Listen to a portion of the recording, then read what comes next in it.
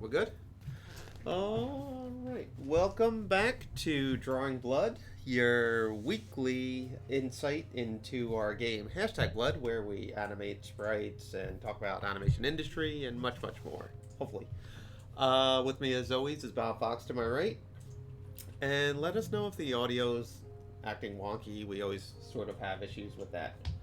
Let's see. We started off last week working on some sprites for one of the bad guys. Let me open that up. I could kind of revamp on that. Let's see if we can open that one. Date modified. Alright. So we continued with this character right here. One of the bad guys you'll encounter later in the game. Oh yeah, we were working on some run cycles. We were working on this character. Idle too for Becky, right? Oh, we did an idle for Becky, yeah. I can open up that too. So this is what's going on in the sprite world here. So since it's a top-down adventure, we have to do a lot of angles for a lot of these kind of smaller characters. The bigger characters we probably should too. We're probably not going to though. So we're working on that. We talked a lot this week about what we want to accomplish in the game by certain dates and stuff, so we kind of are revamping it a little bit to really focus on buckling down and getting level 1 finished. So we're kind of circling back, going back to some of the NPC characters.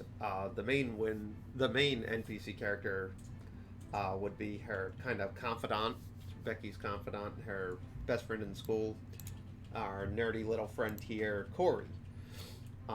He's kind of well, like I said, they're best friends. He'll talk you through some of the quests and stuff, and we'll build that into an organic story. So we have a part in the game where he's in trouble, he's stuck on a roof, and that's what we're kind of going to work on today, where he's right here. So I kind of started the sprite sheet here. I brought the roof in that Bob did, just to get a size of a scale. I always bring Becky in for size comparison. She's kind of smaller than everyone, but I don't want everyone to be so large, so you can see they're kind of close right there. So I did an idle this morning. Him just right there. Kind of like a confident little idle there. And right now we're going to work on him kind of being scared on top of this roof and shouting directions. So we're going to start with kind of the dialogue part of that sprite. And then if we have time, I'm going to do like a scared run cycle for him. So let's open up this symbol. I'm going to right click edit. So right now I broke it up into a few things. The arms are separate and the body's separate. And you can see I go off model a lot. If you look at those two, the head shape changes all over and stuff. But when you work this small, you know, this is going to be the actual size of the game, where you see it right here. I find you can really exaggerate the characters, and since it's such a cartoony style, you know, we're not really hyper focused on worrying about what we're gonna, like, head shape or any of that stuff. It's just kind of what looks good as a drawing. So he's going to be shouting direction here, so we're going to do like a little lip sync animation. Now, let me open up another sprite thing. I'll show you what I mean, what it's going to look like by the end. So, this is like an example of like what a bustling hallway would kind of look like in the game when you get to the school. So these are all kind of secondary characters, and you can see how we did like this character, this blonde guy who's kind of weeping in the corner. Let me right click on him. You can see we have sort of a talking animation, cries, then cries. So the last thing we want to do is something very simple. We kind of want to tell a little story with all these sprites, so we want to kind of expand on just an open and closed mouth. So that's kind of the spirit of which we're going to do this Corey character. So we're just going to work out a few mouth poses. No, we're not lip syncing to anything, so it just has to look like he's talking. Hey, Lauren, how you doing? Happy Friday. Happy Friday to you, too. Glad you can join us, and thank you. Alright, so we're going to work out a few more mouth shapes. I on his hair there. Gonna have to make, because the line from his glasses usually cut off the hair. In this case, we're gonna do that. Yeah, that's a little high. So we're gonna rough out a few more mouth shapes, and then kind of mix them up, and then in between. So we'll do like an O mouth. And like everything in the game, everything tries to be on the same chart. So we're gonna move the glasses down. That's why we, well, I try not to go layer crazy, even though this is a Flash thing.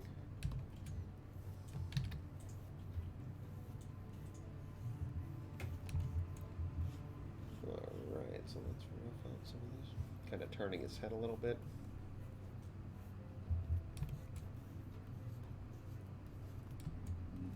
Lower that a bit. Stream seems to be working better for. Oh, Cody moved to it. That's our programmer, the Future Man, one of the programmers, and he recently moved his house office to. Throw that word around loosely. Real loose. It's Friday. We're allowed. It's casual word Friday. So he moved his home office into his garage, which was having internet issues. When you have twins and too many kids, it's a big. When you have 3 kids, you have to. Yeah, I'm surprised he just didn't buy a shed. All right, so let's clean that one up. I usually clean up at 400. Let me make this red shape so I know what I'm cleaning up. I go 400, second to last brush. It's a thick line, but when these character sprites are so small, you kind of have to do a thick line just so they show up.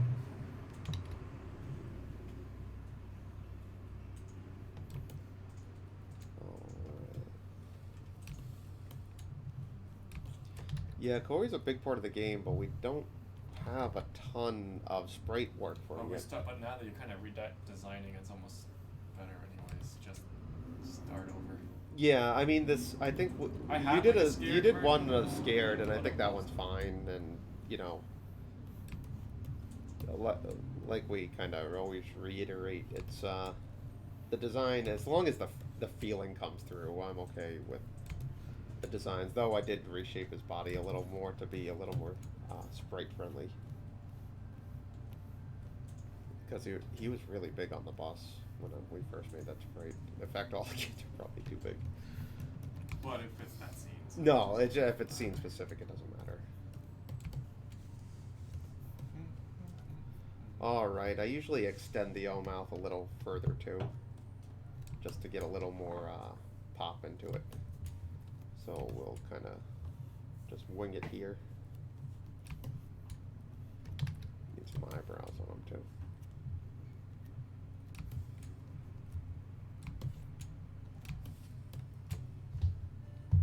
Alright, so the mouth kind of stretches out, the eyes will come down as well. It's the beauty of working on these kind of small sprites too. Sometimes you don't even need to rough out. It's going so fast.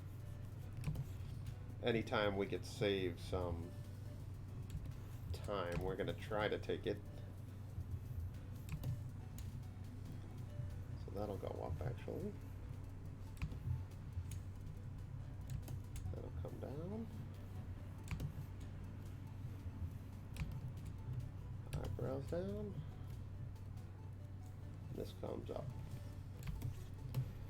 Alright, I could even lower the head probably. Stretch out the body a bit.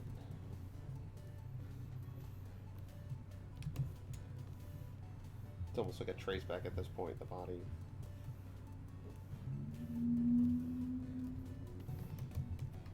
Alright, let me color that.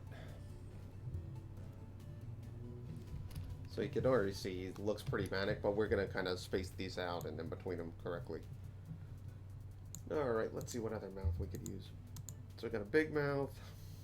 He'll do one with his eyes closed. So I'm just going to base it off this one, sort of, this pose right here.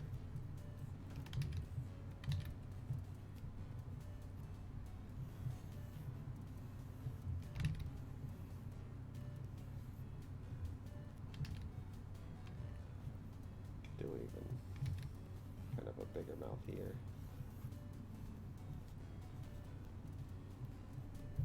How's it going, Nicholas? Oh, Nicholas is back. Hey, how you doing, Nicholas?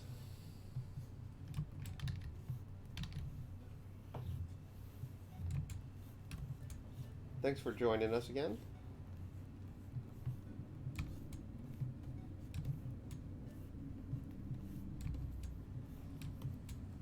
Could stretch out the ears. Can really kind of go on his toes here.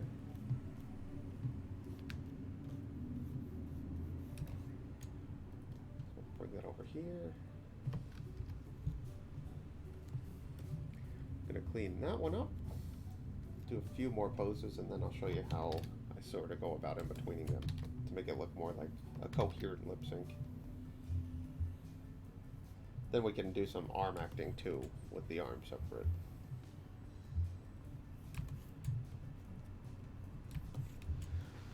Awesome! Thanks again for the review. Oh, absolutely! I'm happy. I'm always happy to look at artwork, and for those who don't know Nicholas, he's a self-taught. You're 21, correct? Let me know if I got your age wrong, but you're a self-taught animator. He's looking to crack his way into the field, and he showed us. He was kind enough to show us his demo reel, which showed a lot of promise. It's self-taught is not easy in animation. I feel like so much I learned was from the peers and the classes we took, or the people we worked with. I think finally is where you. Yeah, I would say working taught At a me more than studio. school ever did. No, working in a small studio too. We've railed against big studios a lot in on these Twitches. Alright, so we can go on this face right now. We're gonna go this direction now with the mouth and stuff.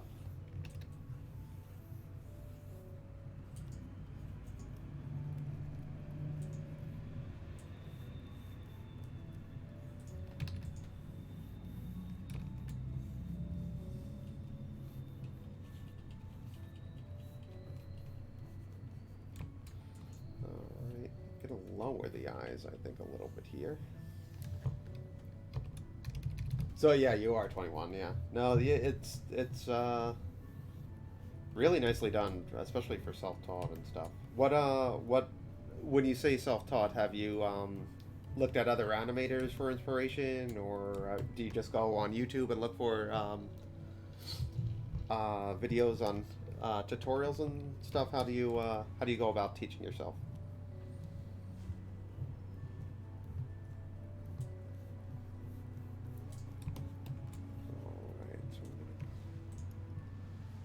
That's why I'm excited for your streams. There's no such thing as professional animators where I live. Oh, well, I'm happy that you get something out of it.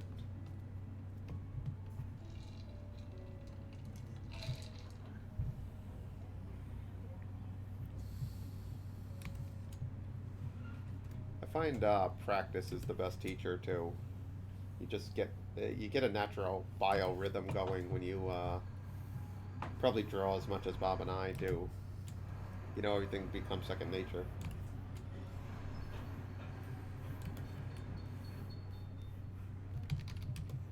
Make sure I saved it. There we go.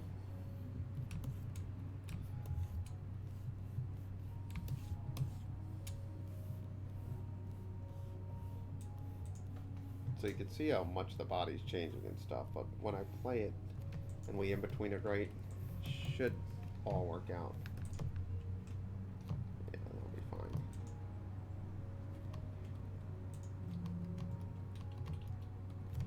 Alright, let's do a few more mouths here. Oh yeah, Bobby Chi, the tutorial YouTubes. Richard Williams, yeah, Richard Williams, he's the best. The information's always out there if you need to find it, isn't it?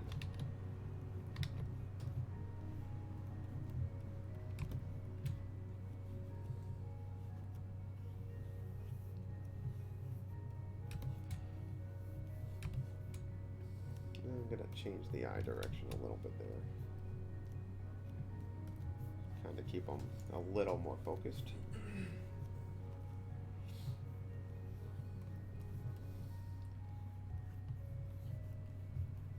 Alright, like that. You see when the eyes go up, I kind of use the arms of the glasses to go down. Just gives a little more range, I find too. It's a little exaggerated, but I find that to be part of the charm.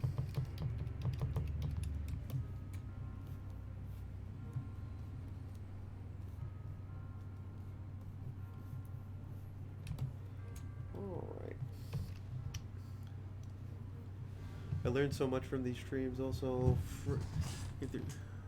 Yeah, trial and error is one of my best. Yeah, Especially more on, error for me. Like on YouTube now, you can just use the. You can scroll on the YouTube and bracket see the keys. It's not drawings. the bracket keys. It's the greater than or less than sign, and you can just go frame by frame. No, you could really. Because we do not get anime timing, and that's how we have to figure out. The anime timing is something I'll never understand. No, it's something I was never taught that way, either. Like, I was taught when when you pan on ones, you have to animate on ones, and that's not very indicative of anime. So yeah, you'll watch something, scroll through it, especially those action scenes where the camera's. No. They know it's Friday. Yeah, last week, my God, how many interruptions were there? It was so bad it wouldn't even let me download it. We couldn't even download it, so we couldn't even Put it on YouTube. which was okay because we had our office mate come in and provide color commentary. That's some stuff. No, if you look at anime timing and stuff, there's threes, there's holds on six, especially when something eases out so big. It's really fascinating to watch. And I totally get it because you have to when everything's that detailed. Alright, so let's kind of chop these up a little bit. Gonna color these. Then we can kind of use these as the basis, and if we need more frames, we can add some. Alright. Always pick simple colors for these characters. So I don't want to be hunting and pecking through the whole project.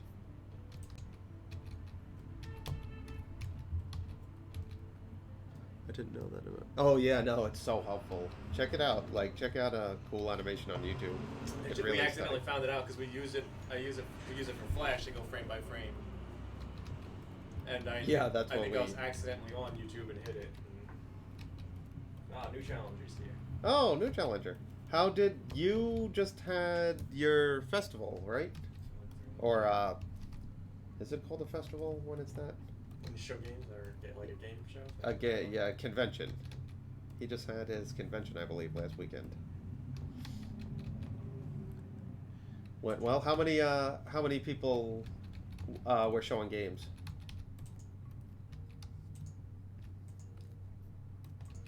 I missed line here.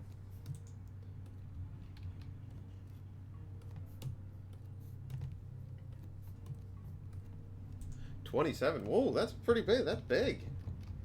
Do you divvy out prizes and all, or is it just for people to come and play?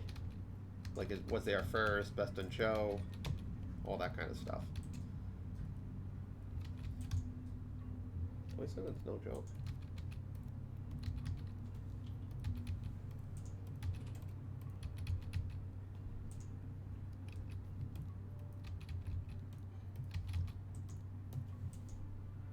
I want to in the future. And is this how many years have you been doing this, or like what number convention is this? Oh wow, that's awesome. Nice. Can you divulge who got it? 4th year, no kidding. If you can, we understand too. I would just love to see the game. if there's any YouTube or link to it. Always interested in what other people are doing. Ethan Red, and what's the? Is that the name of the game or is that the name of the developer? All right, I'm asking. This is his podcast now. Podcast, straight. He's the dev. Very cool. He makes a lot of games. Oh, no kidding. And I know Portal Tamers was there. Oh, she went to the... I believe she was. Was it in the city or where was it? I don't know. Yeah. Was this in the city? New York City?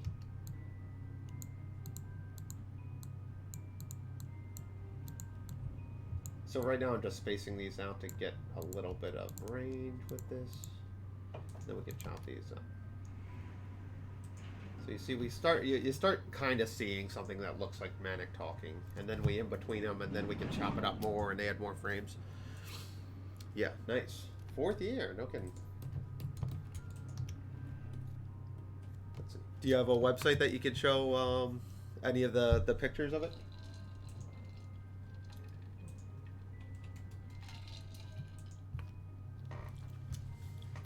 All right, so with lip sync, I do a lot of ease outs, which means I'll favor the first frame. I like it when the kind of mouth closes quick, especially when you're yelling like that. You rarely kind of ease into your jaw. You want to close it. Well, let's take a look at some of these pictures. Oh yeah, this is looking good. Oh, cool. Oh, that is cool. We're just looking at some of the pictures here. This makes it for a compelling stream, me looking over my right shoulder, doesn't it? You could show them on there. You could open them up on the... Oh, you have the... Yeah, it's on the other page. This is someone at a bass. Very cool. Alright, so I'm going to ease out on this, which means I'm going to favor this frame here. So we'll kind of follow the contours of that mouth, especially the mouth, since that's kind of what I'll be focusing on in here.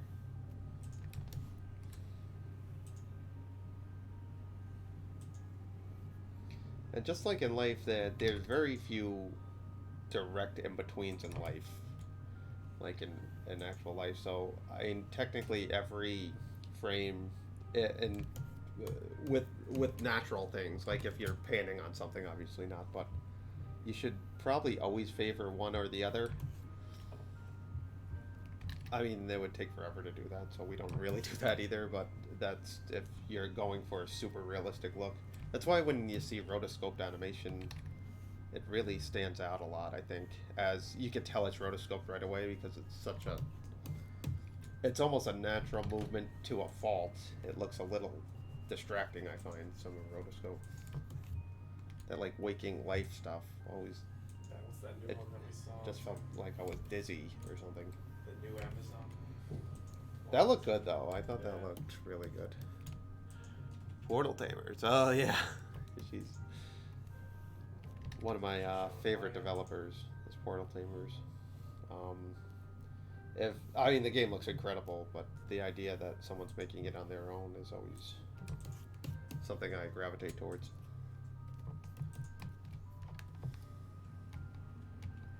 All right, so then he opens his mouth, then we can do an ease out on that one. So we'll favor the bottom mouth here.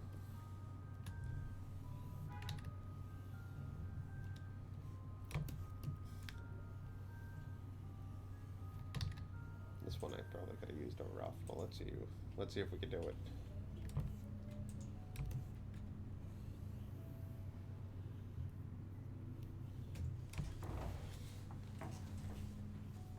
I'm not a big stickler for roughing out if you don't need to. Gonna put even a little bend on the arm of the glasses, give it a little twist.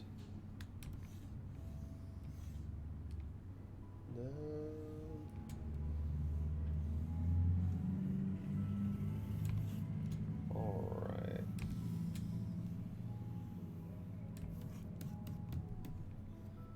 So we got that. Did I forget the eye? I feel like I just forgot the eyebrows in this one, did I? Nope. Cool.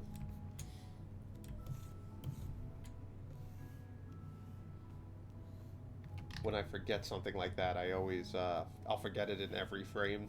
Hopefully, I mentally block it for some reason. Those just little extraneous details.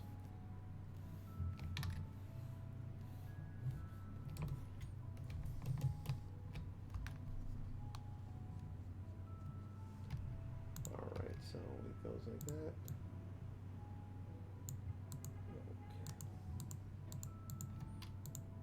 Do one in between there, again favoring the top side here.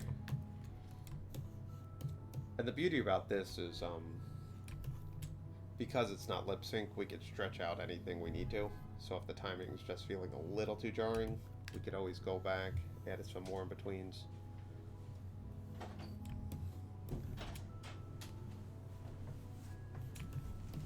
Alright, so that one is going up.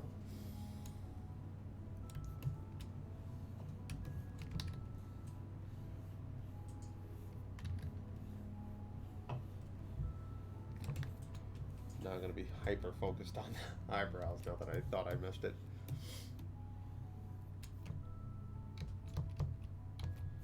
Alright, let's stretch that one out.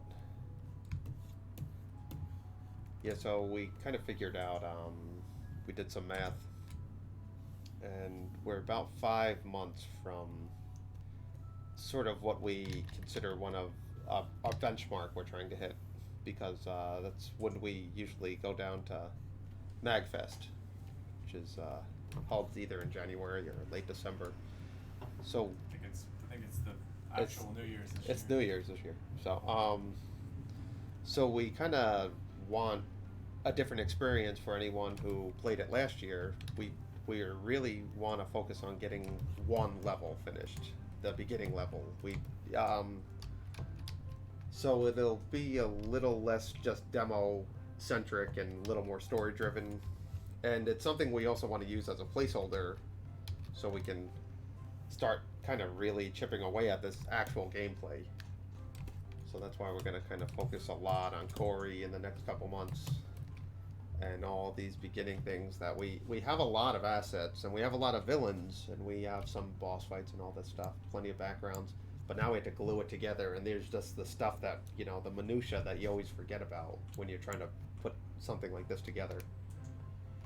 So right now we're kind of, you know, in the thick of it, trying to get all those missing pieces together to tell a cohesive story.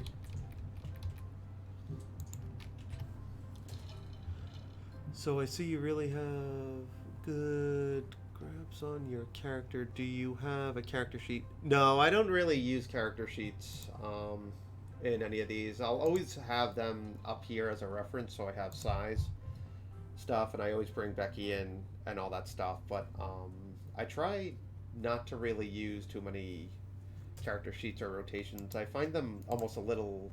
I mean, there's benefits to them for sure, and with more realistic characters, that's a necessity. But when they're cartoony like this, and they're super small, and we're going for this real rubbery kind of feel, I find they just hold us back a little bit. So, smaller productions can get away with not using them because we're not sending this anywhere to be animated. So, there's always a reference we can grab. And earlier we mentioned that we're kind of redesigning Corey anyway, so just the sprites a little bit, his talkies and all that stuff. I'm sorry, I'm using a vernacular that we use. The talking animations are the big ones, so when a dialogue box comes up, they're a lot larger than you'll see on these little sprites here, and those ones are set in stone. So also, it's fun to go off model. I feel like you don't really get a chance with freelance to do it. Everyone's kind of a stickler.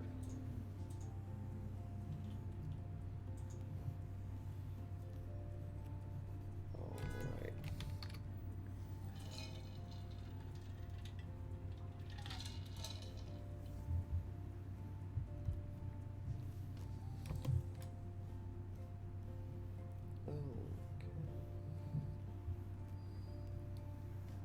Always have this little shadow under the chin too.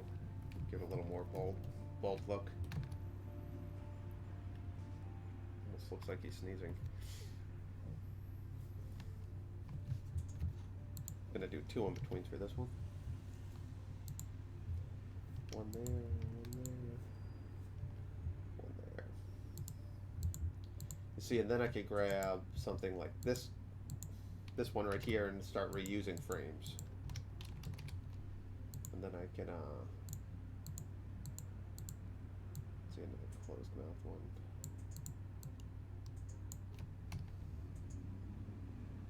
You know, then you start really building on your lip sync here. This one I'm gonna have to rough out. So I'm gonna stretch out the O mouth. I'll do a kind of a smear frame with the glasses. So eyes start to blink. Nose down here, and I'll kind of keep the mouth where it is, just so it's a fun smear frame. Hair can go up with us. Ears. So you can see here the mouth really kind of stays in place while everything follows the arc.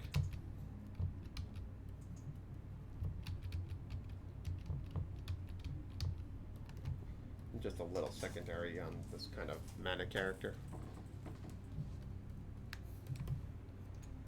Let's see here, let's clean this one up. We also have next Thursday, is it going to be Thursday, Bob, where we do Quick and Dirty? Sure. Where we're going to show some more After Effects kind of stuff that it's secondary to Blood stuff, but it's still, I think it's a teachable moment to show you a little inside look on how we approach other projects. We can show you some little inside scoop here on that stuff. I'm still animating the characters and stuff, but Bob's kind of putting together an After Effects file to show you guys how he approaches some of the post work. You're gonna lump nuts on this one. This one's going a little crazy, so he's kind of getting the head start. As the animation on this one's a little more intense too. It's the same character we did last week, or 2 weeks ago. Was it last week? Last week, I guess. Same character, but she's in a different scenario. I can show you some stuff soon. It's fun. Here a lot of people compare your game with Zelda and gameplay. I never was a top-down Zelda fan, but your game already got it. Oh well, thank you. Yeah, we're big Zelda kind of fans. I think It's the age group. it's the age I grew up to, where I was really into those top-down Zeldas, and it's just such a well-designed and well-thought-out game. And I'm always into, the more I examine stuff like Zelda and what they were able to achieve, one for the time, even going back to the 8-bit days of Nintendo, was just incredible what they could achieve back then. But what they do with such kind of, I don't want to use the word limited, but there wasn't a lot of sprite animation. I mean, there's a lot of characters and all that stuff, but, there's 4 directions. Link walks in, he had a sword swipe, and he could block with a shield. And they told this sort of rich story with, not a lot of pixel art or drawings. And that's, I mean, you could say the same about any game, but I just always felt Zelda did it so good. I never felt like gypped, like I was watching the same animation over and over again or something. I think most games actually have that kind of common thread, though, where technically there is a lot more limited sprite movement. Alright, let's clean that one up.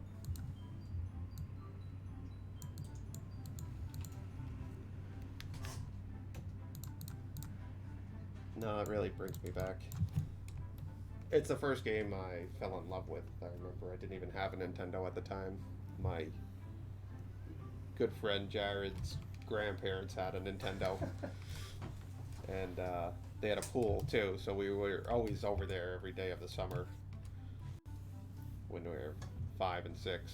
And I was 6, Jared was 5.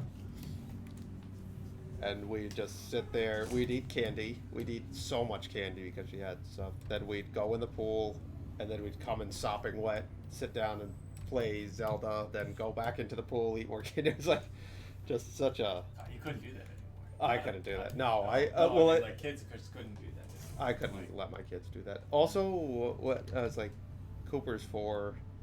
How old is My Elliot? daughter's gonna be 6 in a couple of days. Yeah, like you would never leave her anywhere well, now. I mean, I guess right? at her grandma's house, she could I just walked there though. I remember I just walked no. there during the summer, like with no shoes on the street.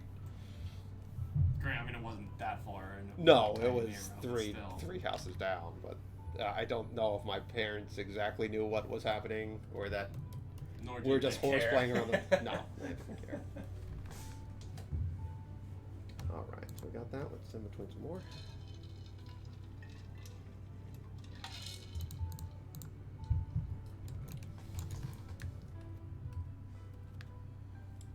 All right, so this one we're gonna need an in between again. I mean a rough again.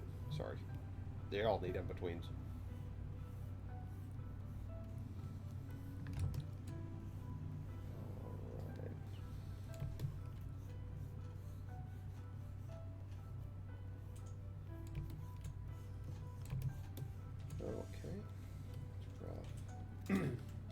Good enough? No, there's no way we could do that nowadays. It just, I can't believe, like, that feels so young now. I mean, maybe I was 7, but still, I don't think I was. My daughter's gonna be 6 soon, and I wouldn't. You would never do that. No. Just the idea of candy or something doing our kids is crazy to me. Probably not for the better, what we're doing, but.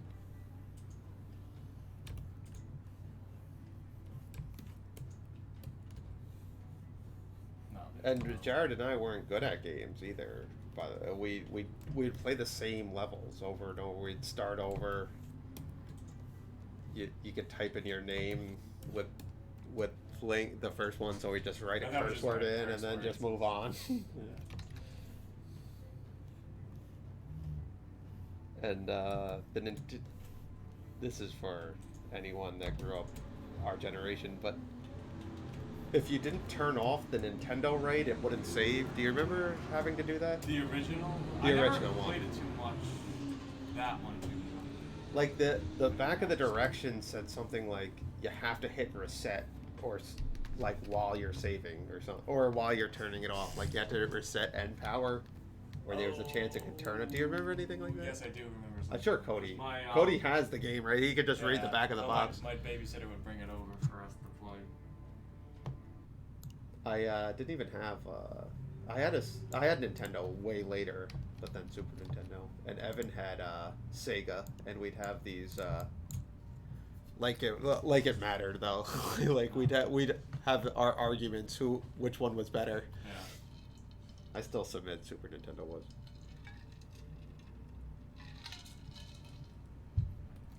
Though I remember playing Mortal Kombat, and we accidentally found a fatality, and then I was like, "Oh, I like Sega." But that was on. That was regular. Sega, like regular, the Super Nintendo had. Oh, but the Super Nintendo. Super Nintendo had Mortal Kombat, but there was no blood unless you could type in something with the Game Genie, which made the sweat look red. But like, Sub-Zero wasn't ripping anyone's head off. Sega had the blood code. Yep, I remember that. Andrew, was there something you had to type in to get to the code though?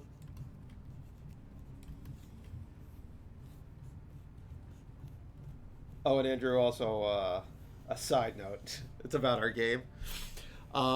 We forego the window, and we're gonna put Corey on his garage. I don't think it changes any of the story though. It's something where we could reuse the sprite too, I feel like, so.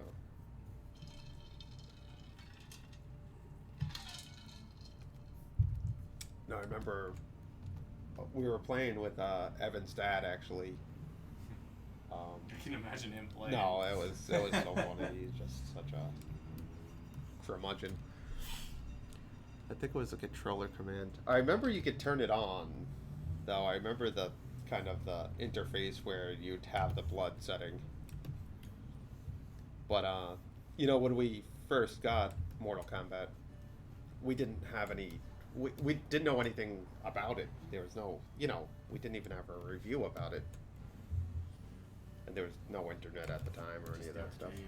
There was an arcade, but we didn't really. I didn't play the game in the arcade. I don't think I did either. So we got it, and every time one of us beat the other, it was like finish him, and then we just uppercut. And then we were playing with Evan's dad, and Evan was just messing around with the controls with Scorpion, and his fatality was like block up or something, so it was something super simple. And he beat his dad, and he lit him on fire. It was news to all three of us in the room. And Evan's dad was so pissed. Like, he was just so pissed that first of all, the game's called Mortal Kombat, so he had to have some sort of clue. But that was one step over the line for him. He's like, you can't kill us. He took out the game, and we couldn't play it anymore. Have you guys? Have to go. Nicholas is leaving. Oh, right, yeah, sure. Oh, okay. Good to see you, or good to hear from you, Nicholas. And we'll be back next Thursday to show you more After Effects stuff, and always every Friday. No, you're just so mad that he exposed us to that or something, or maybe you're just mad that he lost. That would be my problem. Yeah. No, it's like me and Ellie have to every night. She's like, "Do you think we could play tonight?" I was like, "You can ask your mom. I'm not asking." We're like that. You're the two kids. We're like that. We were watching the World of Gumball, and it reminded me so much of the same. It was just like everybody's a kid, and the mom's in charge, and that's that. No, I always had to look over. I think we can. I think we're allowed to do that.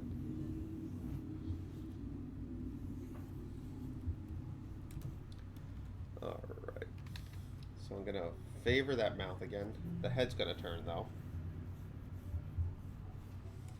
Oh, that's because it's following the contours of its cheek.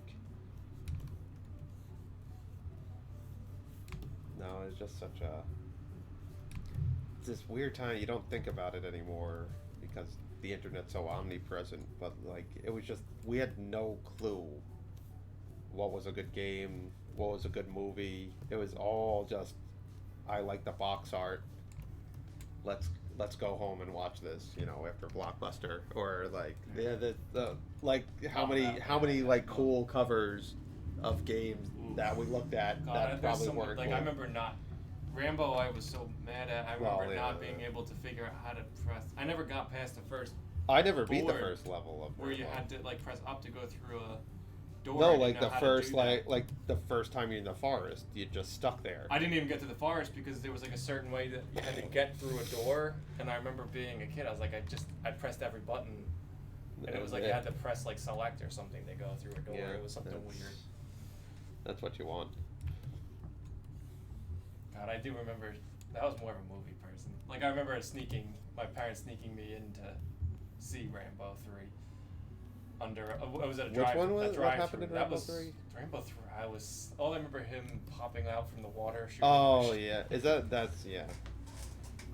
that's the one. That's the famous one where that was actually on the Nintendo box. Yes. And that's what we had. They had stuck me into a drive-in theater, under a blanket, to see that one. Oh, they wouldn't have let you in because you were so young. How old were you? Oh, probably I was little. I was probably 6, 7. Yeah, those movies were awesome. There's a Last Blood. I'm excited for it still. I'm still excited for Rambo's. I love those movies because everyone thinks they're gonna beat him. It's just now it's just we'll get this old man on his farm. No, you're not. Such a 72-year-old man is gonna. Such an 80s thing though. It just the 80s were big into like the reluctant fighters. It's like, I don't want to harm anyone here. That, and they couldn't. They were never gonna lose. No, yeah, there was no fear. They didn't need help. They didn't need anything. In fact, in Commando, it was like watching someone do a speed run of a game or something. It was just like there was no part that you were worried about Bennett besting Arnold. Like there's just no part of it. Oh, here we go.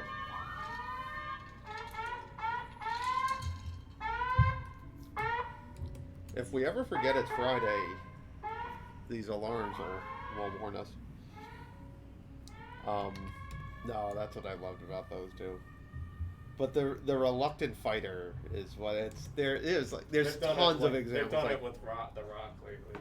Yeah, I guess they do that. Like they redid it again. It's like I'll never use that again. Hey, Casey, cops coming for late down racing class. No, well, thanks for joining us. And you brought the sirens with you, though there was a few happening beforehand.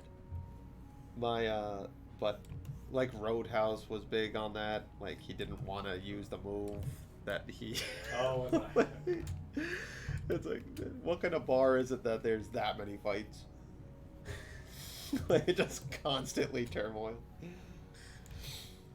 No. That's what was the Rock one? The Rundown did a good job of that too. That's what, why like what can he do? He was you thought he was gonna get beat up by a whole football team, and then he went in on the phone and he called the guy he was doing the job for, and he's like, I don't want to hurt these guys. They stand a good chance of winning the championship this year. And then he went out and beat the shit out. I love that kind of stuff. It's just so funny. No, Roadhouse. Even what was it? Was it just called Kung Fu? That old show with David Carradine? Yeah. Like it was like a remake too, right? Yeah. There was like a newer version and then the old version. No, but every town he'd walk into and someone would cause trouble. But every time he was like, I don't want to beat anyone. He's like, I don't want I'm just in this bar. It was like the whole was like that too. Yeah. Can I just get a glass of water? He always like say something racially offensive to him, and then he would just be throat kicking the whole town like 45 minutes later. That was the original Rambo too, I guess, was just the 2-hour-long version of that. He just walked into the wrong town. It's like, I don't want any trouble. Fast forward 15 minutes and he just has someone in a chokehold. It's a good narrative. I love that. I think that's why I love Stranger Things so much. Is it's just, it's just Monster Squad was my favorite movie as a kid, so it's just that. It's reductive storytelling, I think, is what I like. Like you watch something like Stranger Things and like just look what happens in an episode, and like watch another series, how much feet of film does it take to get to what they accomplish in one episode? No, it takes 25 films to get to. No, I know. No, because when I guess I shouldn't talk too much about Stranger Things in case someone didn't see it. But like like when you think of just like the problem that they establish a problem, then by the end of the episode it's solved. It's like just clean storytelling. Hobbs and Shaw. What is Hobbs and Shaw? It was like the spin-off of Fast and Furious, I think. With The Rock and I'm not giant really into cars, but I do appreciate why people like Fast and Furious. Also, Cody and I we watched like the third one, just Tokyo Drift or something. It was just so ridiculous. It was just like they treated it like it was this sacred thing, like drifting. It's like you can only drift on this one mountain. Like it was like Kung Fu. It was just so funny. No, just better storytelling. stop being about that. It's about vehicles. They're superheroes. No, you watch the trailers and it's always The Rock's in it now, and it's The Rock and Jason Statham. Like they're in Antarctica on a helicopter and they're flying over tanks. And Fast and Furious went crazy. Oop, wrong color. So I'm gonna get the arms in on this. We could do some arm acting with him next. And we should have some sort of kind of little cycle here for him. Oh, I already did the red.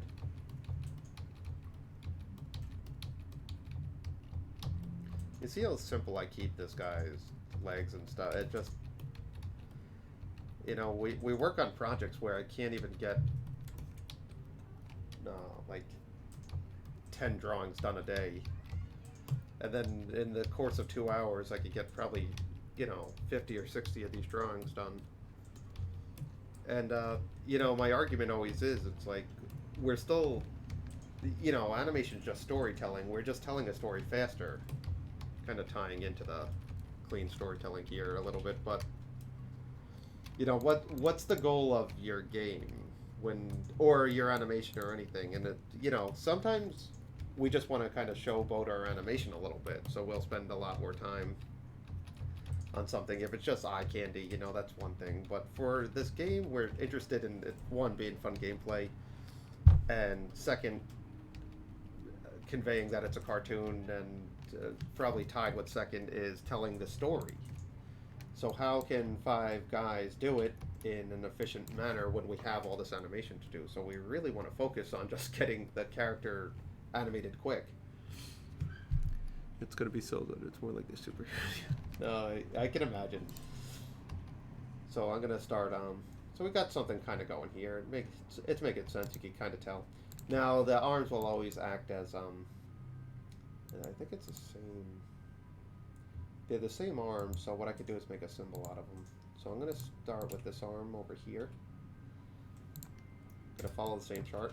Let's try to tell a little bit of.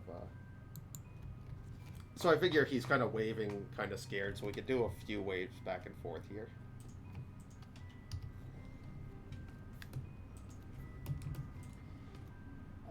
When you kind of have these stiff arms, like you're scared and you're kind of like waving someone down, there's not a lot of bend to them, but with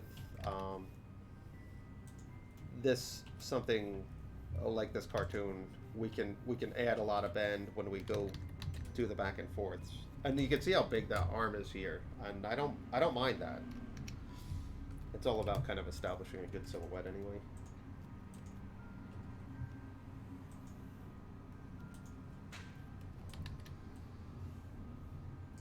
Oh, keeps selecting the wrong brush.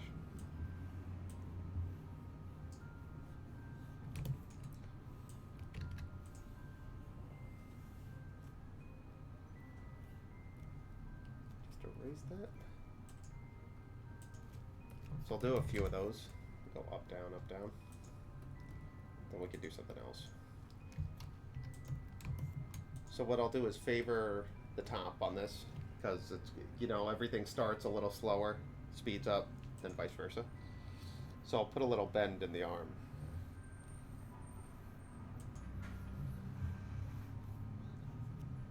Twist the arm a little bit like that.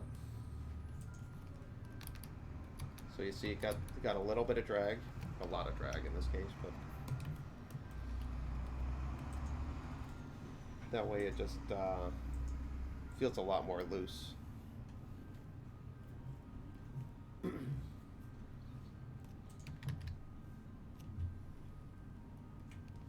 All right. Now something like this, I'm gonna try to not rough it out. Let's see how that comes out. The pinky starts rolling up.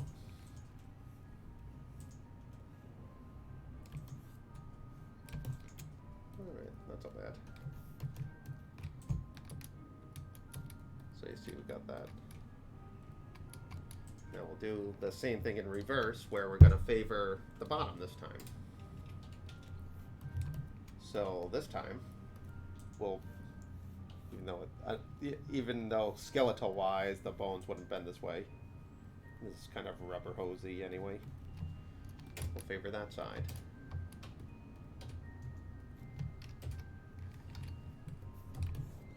Just the illusion of movement. That's all animation really is.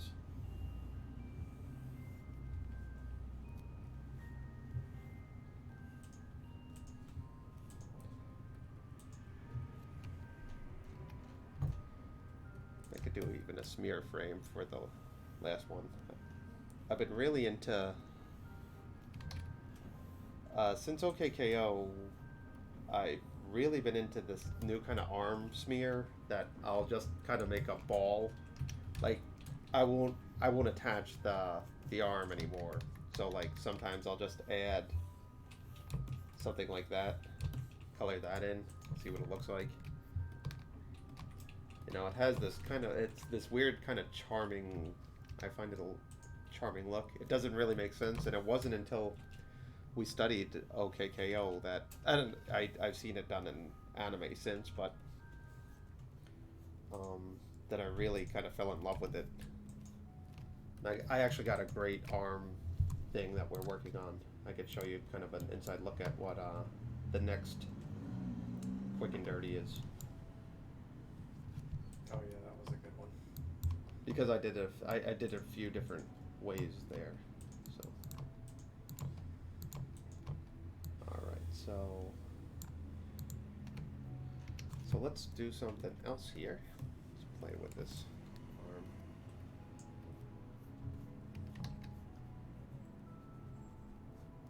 Maybe you could kind of, like he's kind of bringing it up there. Yeah, hold on, let me try. Maybe like a fist. Yeah, that's kind of funny. That's kind of like pleating. We could stretch it out again.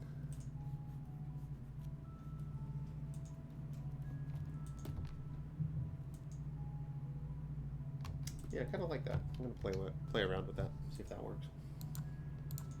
Yeah, after I finish this arm, I'll show you. If maybe we can, maybe we can't reverse it on the other side. He's not a very symmetrical character at this point. I think I can make it work, but if not, we'll just have to do the same thing with the other side.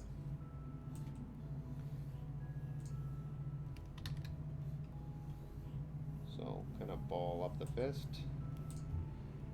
Add a thumb. Just two or three lines there. So it goes down. We'll favor that. Try a different arm here.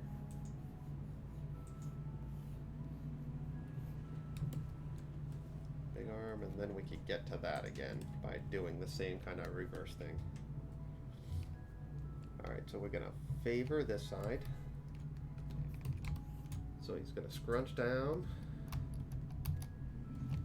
So we'll kind of push out the elbow. Bend the fist towards him a little bit. Just so it gets a little bit of secondary. Then pop it out. So he kind of has this little bit of a wave thing, like it'd be like that and out.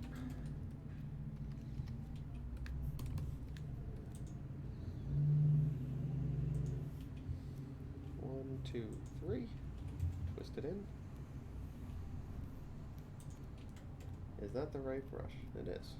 Felt a little thin right there.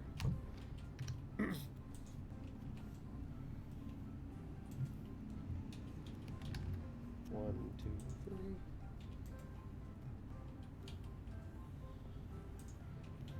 I'm working late at night on some stuff, so we could do those After Effects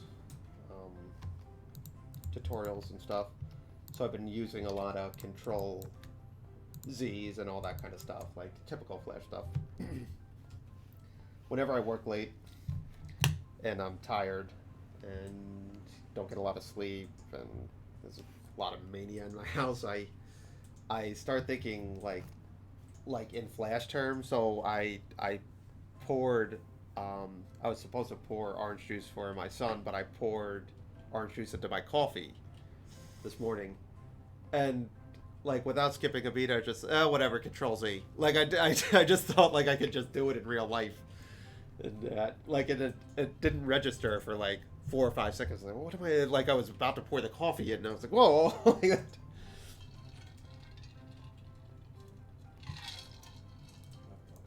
When I was at Augenblix, and we had a lot of late nights there.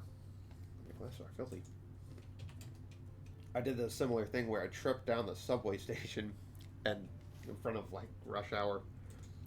And everyone's like, "Oh my god, are you okay? Are you okay?" And it's like, "Yeah, I'm fine." I just like Control Z'd it in my head. Like I was like, "No, I won't be embarrassed because I'll just undo this." And it's whenever I'm tired, I kind of have that. I'm so tired right now. It's up till 2.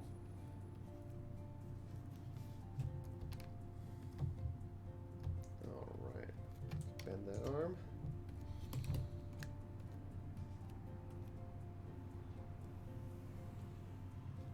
We should get Elon Musk on making a Control Z machine in real life. I'd love that.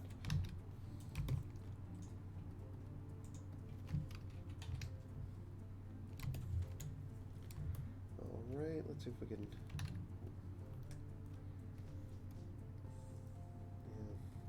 Yeah, did that with the wrong brush, excuse me. Just redo that.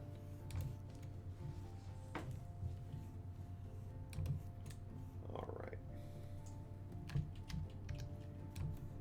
I'm so familiar with this second to last brush that even when it's slightly thin, I can feel it like, I can feel it when I'm drawing or something. Like I'm not, it feels like I'm not pressing hard enough when you see the line kind of like that.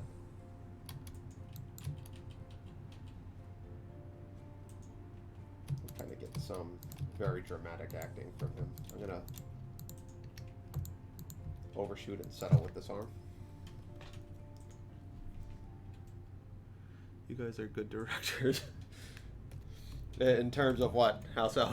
We like good movies like Commando.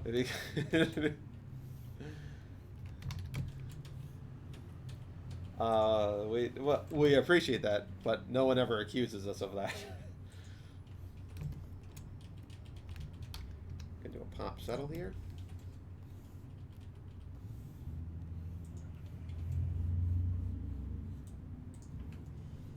Usually all their client work, we're the ones being directed. Meh. No, I mean according to the clients. I wouldn't call anything they say to directional.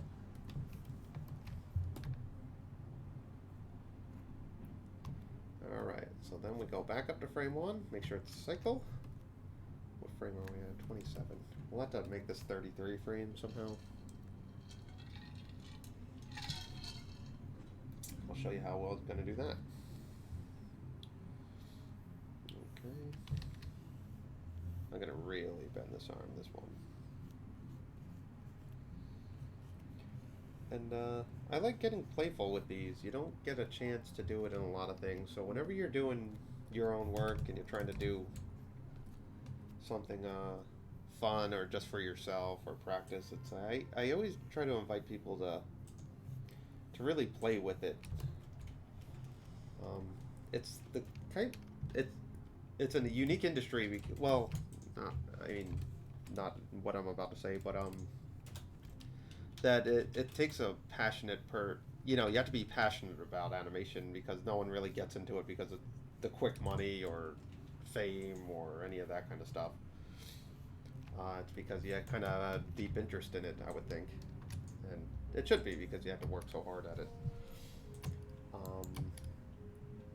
That's fun. And maybe what I could do is kind of switch up the arms. Like it might be fun to do it unique. And just try something real quick before I color it. No, so play around with your guys' stuff and try something you wouldn't normally try. There's a time I was so rigid with stuff I would never kind of explore animation like in this regard. Remember when we were making coin, I was just so focused on like making sure everything was like on model and stuff. And I just look back and it feels like almost a waste. That could work, but I'm gonna try kind of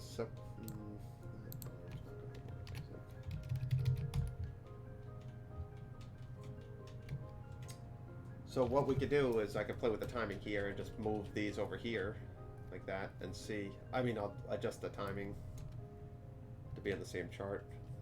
Sometimes this works. Experiment here.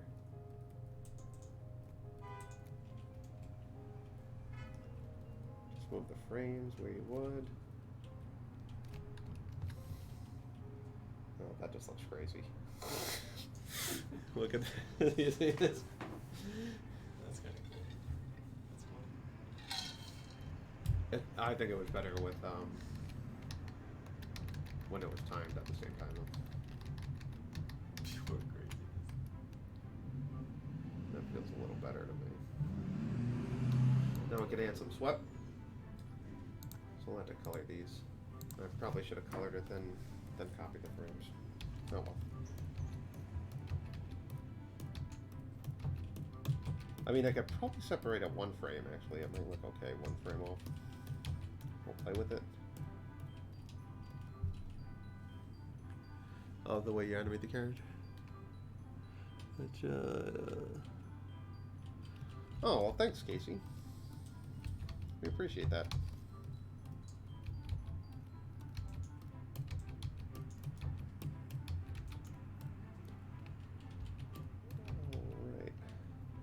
About an hour into this.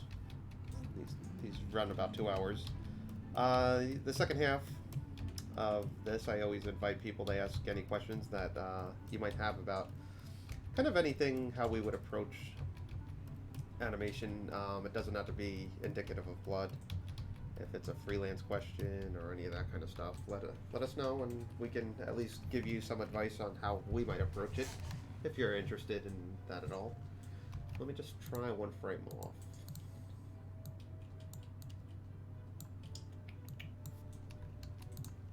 See if that gives a little bit of variety.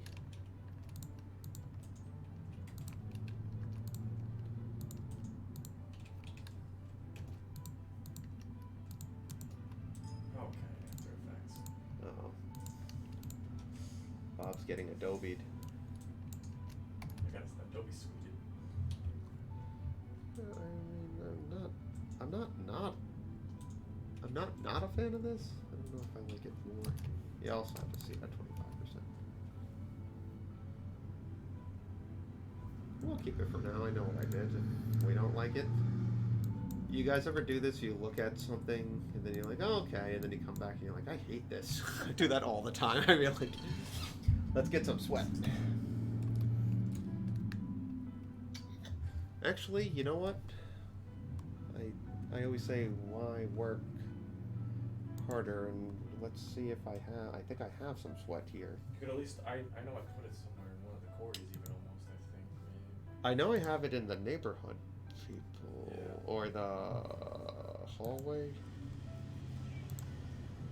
Like when you go to the ground trim. I have like well, yeah. That. Oh, that's the tier. Wasn't there? Oh yeah, there's the sweat. There's the sweat I've kind of like. Oh, it's a symbol. Let me open it up. Oh, cool. On 2 is perfect. Corey. I could just time it out right. Move it.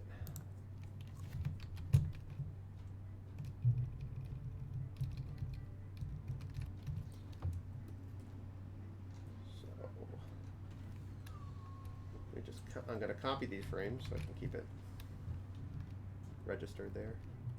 This might be a little fast though. Let me see if that's too fast. That might be fine.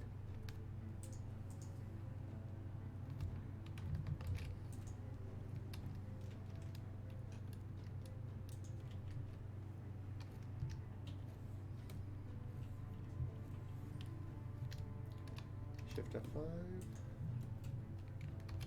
Gonna just move it up to separate it a little bit.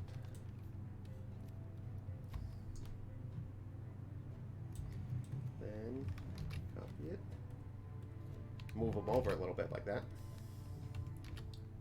Modify transform, flip horizontal, then just kind of move the keyframes accordingly. And get a nice little cycle here.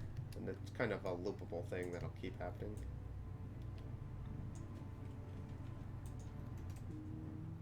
Extend that by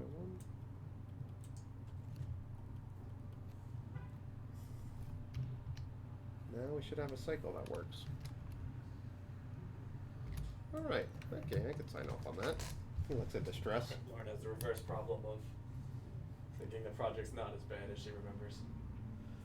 I feel like we're always when we go back and look at a project, we forget about so many bad projects we work on too that when we re-see them. Whew. I wish I was more optimistic. I'm sort of a pessimist, I feel like. So when I sent some artwork the other day, and I just saw one thing that I didn't color right, and it got signed off on and everything moved on. But I just thought about that so much. I was just like, why? If I spent more time. So, and I do this really bad habit of like when I get home, I look at everything again. Like after it's like if we like something, we usually. Even if I don't like something, I'll do it, and I'm just like, I just focus on like what I did wrong, and it weighs on me. Then I'll wake up in the morning and I was like, that was a stupid thing to worry about. The first problem, I get frustrated with the morning. Oh, I wouldn't know. I like that problem. That's a good problem. All right, so I can do this. We could do this, and now I can actually animate him running back and forth, which I would do in a cycle where he's doing his kind of manic run. Let me show you. I mentioned what we're working on next Thursday. It's fun little thing. A render of what I've got. Why don't you make a render of that while that's going, and we could show them. Let me show the animation. Let's go to desktop. All right. So Bob's working on this awesome background and After Effects thing, so he grabbed a screenshot of this water background. We'll keep it on. So we got this character again. I'm still laying out the fish. And it's those kind of 10-second, it's a 10-second loop. Oh, so I was talking about, I just focus on her. So that's kind of the new arm thing I've been doing. I showed it a little bit in Corey, where you see it's just the balls of her hand. And then I like kind of grab it and do a few different smears.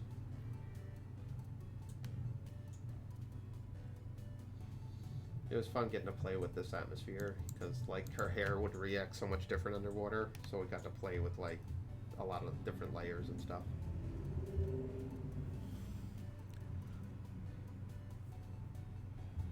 Love that animation you did from the podcast one. Is your the YouTube tutorial? What? I'm not sure. He's talking to Lauren. I didn't see. Oh, okay. So this is Bob's gonna make a render so you can see it with some of the effects, and then he's gonna go into next Thursday how he did all of it, because this is something he's working on for a little bit. It can't be really encompassed in 2 hours, and a lot of it's RAM. You know, he'll be waiting for it to render, so it doesn't make great live tutorials, but he can go into the stuff he did to make it look happen, because what I see right now is so much different than what you see right here. He added particles and all this stuff. So once he gets that up there, I'll send over a preview for you guys. And this is before it goes on Facebook or Twitter, so you got an inside track. All 12 of you. Oh, we're up to 12 now. Thanks. Glad I don't know. Yeah, Lauren, I would love to see your process, because the stuff I've seen on Twitter is amazing. Alright, so we got this kind of thing. He's going to be explaining to Becky a little story, and we'll get into that. No details on that. So now what I'm going to do is do a little run cycle. So I called this one Scared Run. I always take the idle. I'll start with the idle. I'll always animate that first. And then I'll use this as kind of the foundation of the anatomy that I want to kind of keep with the character in mind. So with that in mind, I'll grab these frames right here, like one of the scared frames. Control A, Control C. Then I'll bring it in here. You can erase all these frames here. Now since I duplicate the symbol, everything should register in the same exact spot. Perfect. I'm gonna break that right now.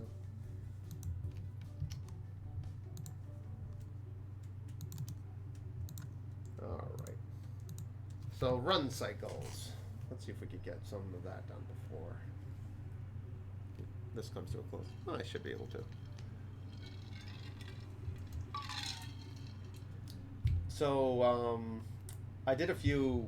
I've been playing with Corey's run cycle for a while. If you guys remember the animatic, his arms are always above his head, kind of going back and forth. So that'll be separate from it. And he's gonna be running back and forth. So what we're gonna do, it just animated in one direction. We can flip the sprites via programming and stuff, and then all we have to do is animate him turning too, and that'll be a separate sprite. So right now we're just gonna focus on the run cycle. So he's not kind of scared. He scares easy in this game.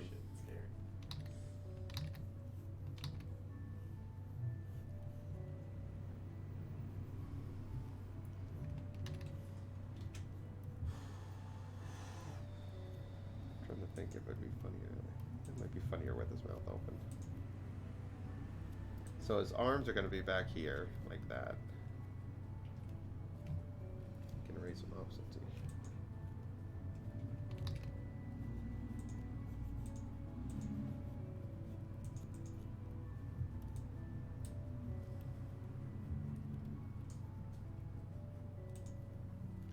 So I'll separate, when I do these cycles, I kind of separate a lot more than I would.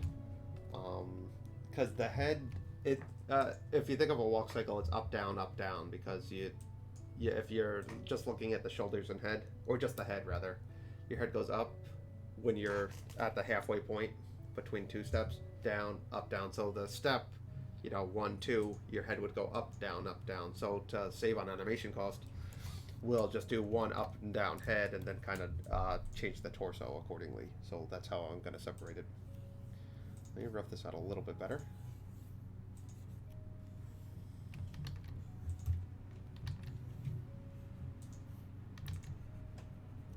Could probably even erase the nose on this one.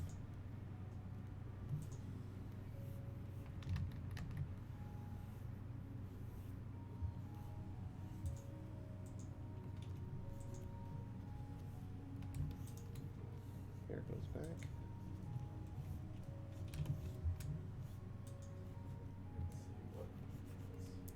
Oh, what's this, Joe? Hey, how's it going, Joe Whimsy? You're such an amazing. Oh, see, Lauren, you're getting a fanfare. Oh, this is. I don't know. That's when I was looking at the card one. Oh, that card one's fantastic. That's beautiful. I like the colors too. I made this. Very cool. How long did that take you to make? That card animation's awesome.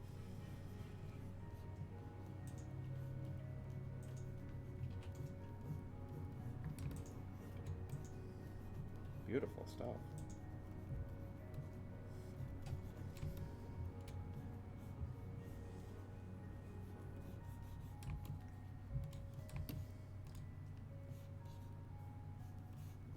Really expressive, like facial stuff too.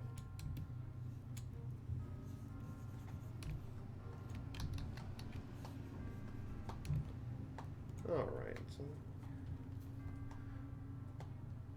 really, that's it. That's awesome. And you do this in your spare time?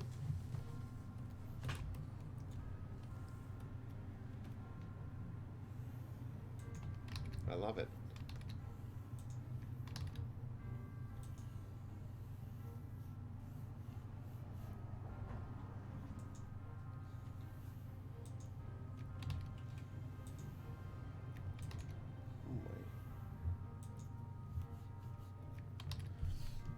Yeah, spare time. No, it's I love the dedication you're putting into everything. So nice. Refreshing. It's just refreshing when people, you know, you can do so much with your free time, and when people dedicate themselves to a craft, it's just refreshing. You don't see a lot of that nowadays, I feel like.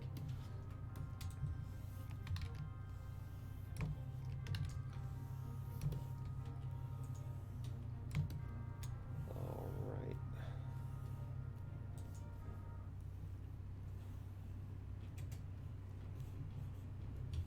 Tongues up here. Color that in right here.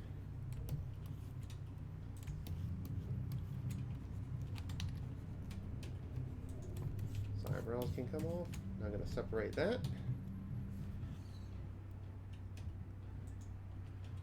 Yeah, that really is nice stuff.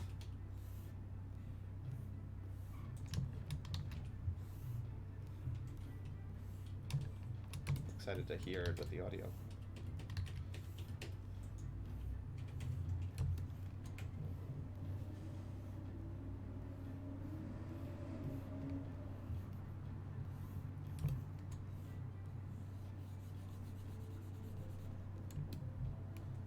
All right. Separate that. We're going to separate the arms. I'm going to just do one arm and see if I can do the reverse thing. I have a feeling, because I'm going to want drag, it's not going to work. But doesn't mean I shouldn't try.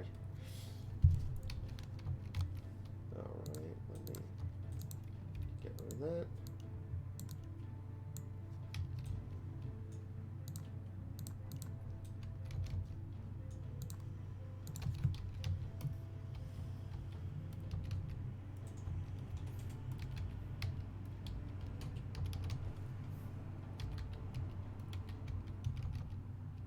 Alright, clean the teeth, hair. Now the body and the legs. I just group all them and then get them all together.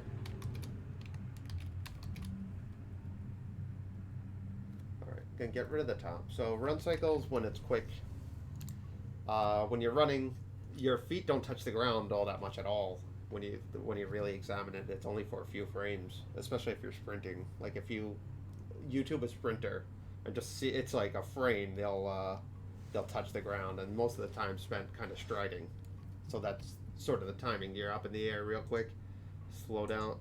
You're gonna slow down or speed up as you're going up, slow down, go down, then quick again. So it's really just ease out, ease out, ease out, kind of like that. So frame 4. I'm sorry, frame 6. What's behind him there? Oh, we got that.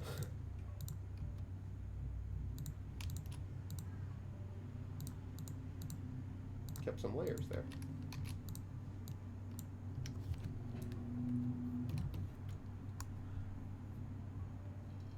Alright, you did that awesome villainous inspired short. You nailed the style. Oh, I've still on Instagram. Oh man, I missed a lot. I'm sorry. I'm just having a lot of fun. We get really quick.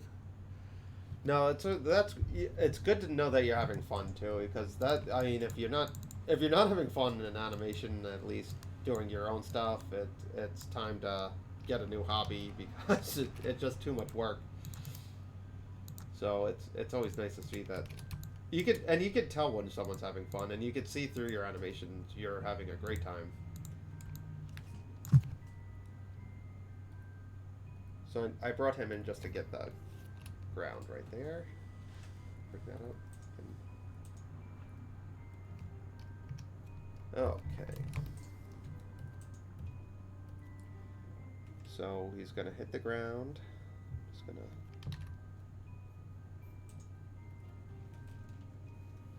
kind of just trace back this for real quick, just to get a sense of where the head is.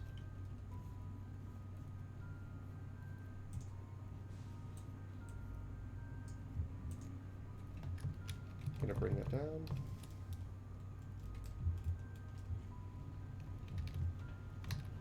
The legs are gonna come down like that. The front leg right here. And then the arm we'll worry about last.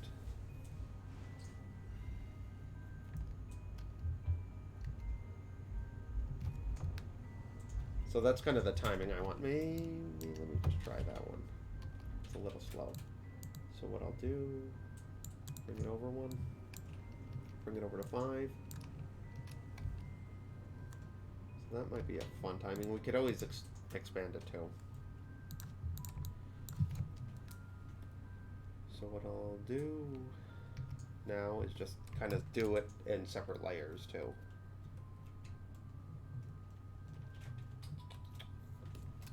$500.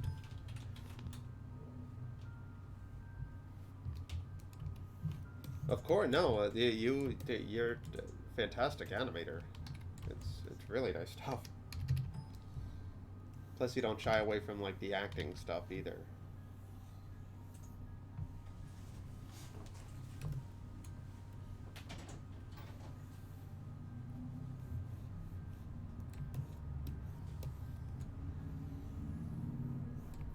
Ooh, I forgot the.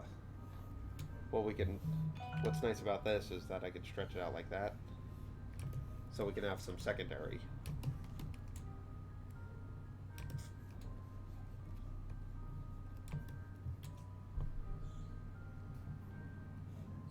Yeah, totally follow her on Twitter, Instagram, Facebook, anywhere that she's available.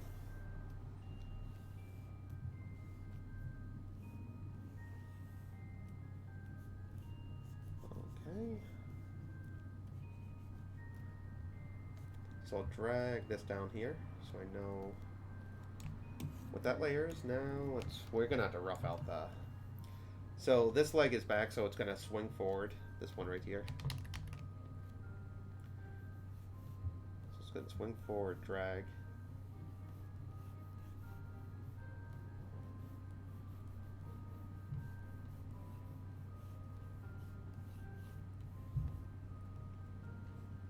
So let me just rough. Oh, no, that's fine. So that's our rough.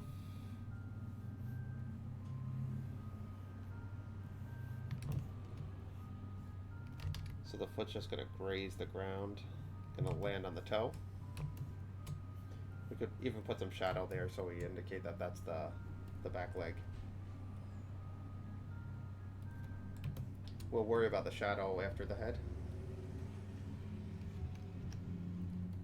So I'm just gonna animate the feet right now. Then we can move the head down accordingly.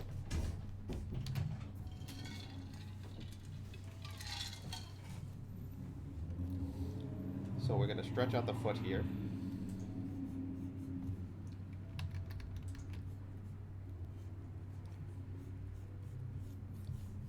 When you think about running or sprinting, like your foot, when you reach it out, you're kicking out with your toes too.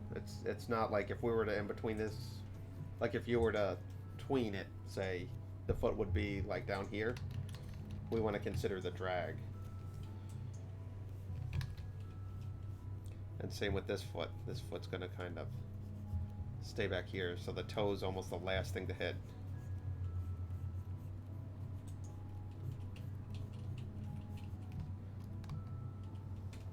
You can start to see something that resembles a run cycle.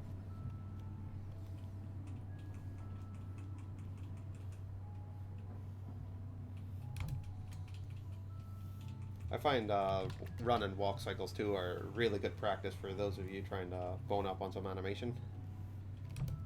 There's a lot. They seem like these sort of simple tasks to do, but they're really fairly complicated when you really break it down, and especially when you want it to pan right and stuff. There's a lot to consider if you're panning a character across a room and you want to animate it in place and pan. Like you have to track the feet correctly, you have to shoot it at the right rate. It's a lot more kind of mathematical than like some of the acting or art stuff or artsier stuff.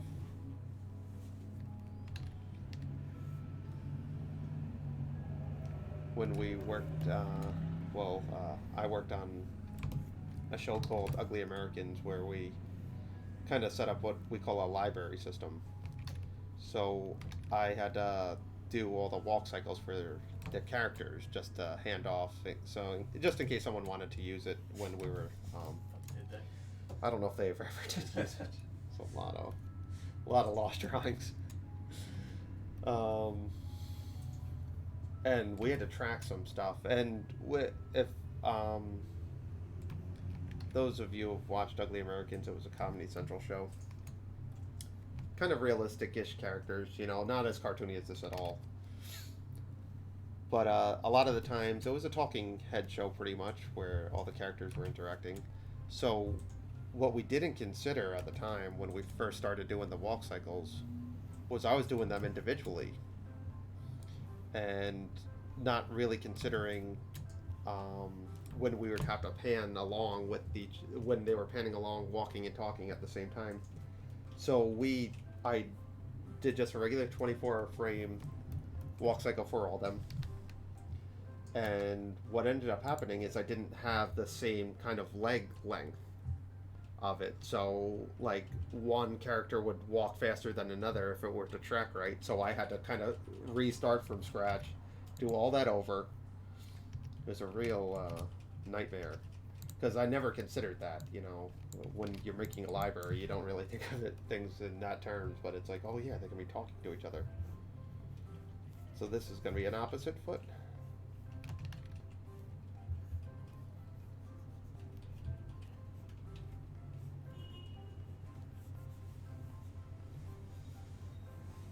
Kind of 3/4 here. And then it's the exact same thing here. 1, 2, 3.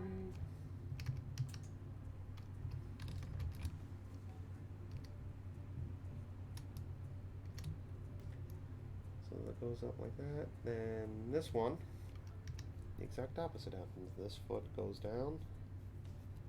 This foot shoots forward.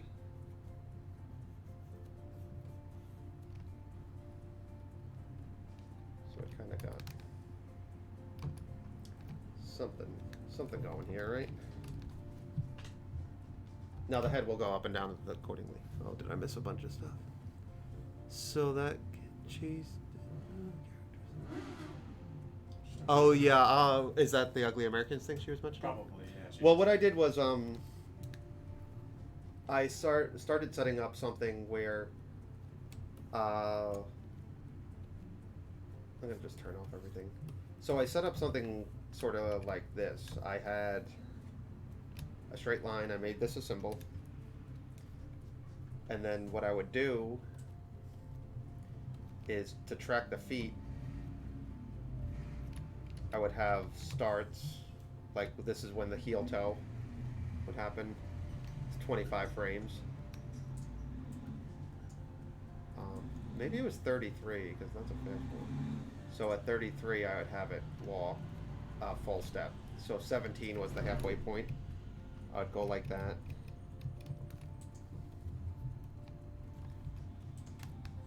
And then reverse it.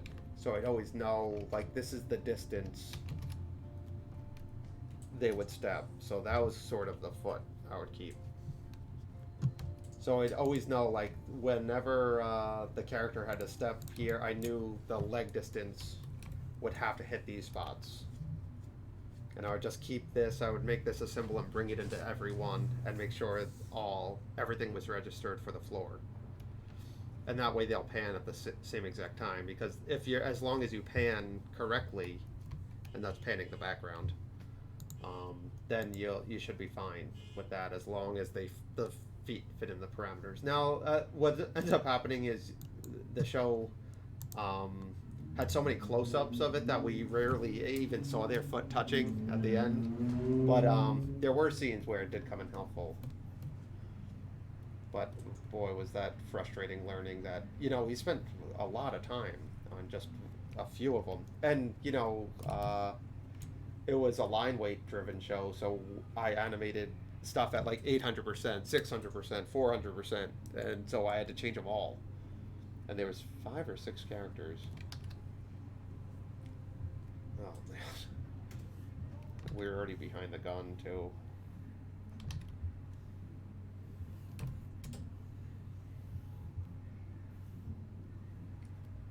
Lost 3 weeks of work that day. And another time I lost 3 weeks of work from a power outage. That was no fun, but at least that wasn't my fault.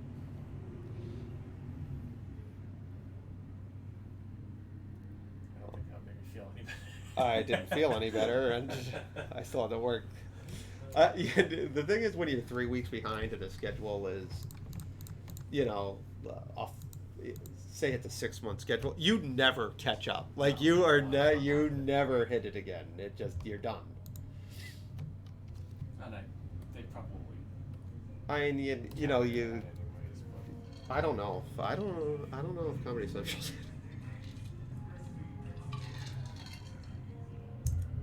Oh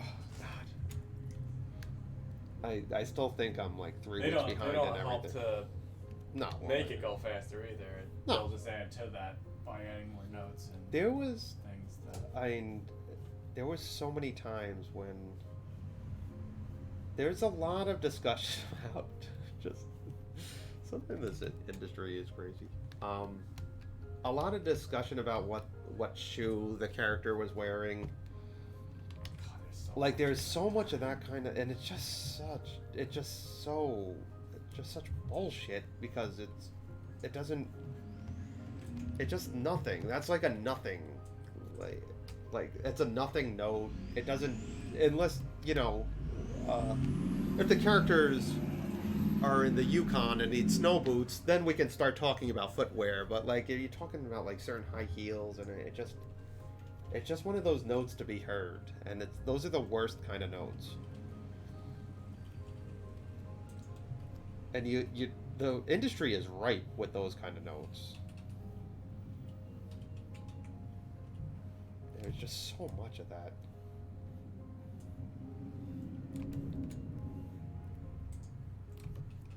Gonna add a little shadow there. All right. So I want to kind of mimic the same exact up and down. So that's where that one lowers. So it's right around there. Alright, so we're gonna hit this part again. So there's, and like the arguments I'd hear people having like over the phone. Yeah, I was just the animator, so I didn't. Now that we're running the studio, we have these arguments all the time with people. But it just, the stuff I would hear on the phone, I'd be like, how is this, like, we're all on the same team is what my impression was. I don't know why we're at odds with what people were wearing and why it had to be that way, and you never really got a satisfying answer. Overfoot the notes like the computer can't handle that, make it look worse. Yeah, is that must be an interactive thing. We've got stuff.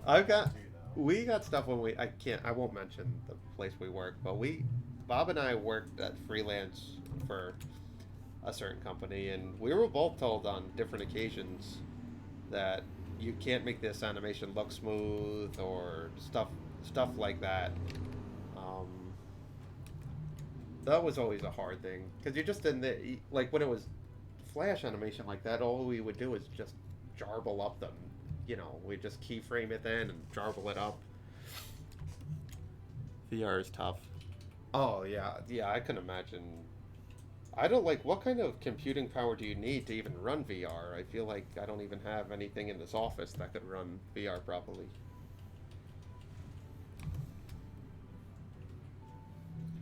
No, I did those notes.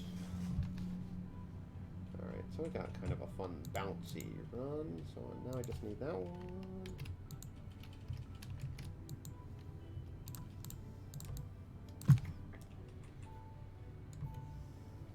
I think every industry has their version of those kind of things, though, where just like, how is this a factor?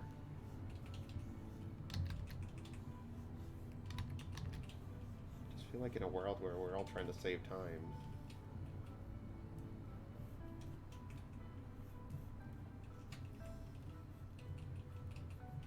But there's a lot of people that aren't trying to save time. No, there's. I always say there's people trying to run out the clock, and then there's people wishing it was still Monday, and the business owners wish like Fridays are way different. Like I look back, owning a studio now, it's like, did we get enough done on Friday? Where when I was just the lead animator, it's like, oh, Friday, awesome, you know.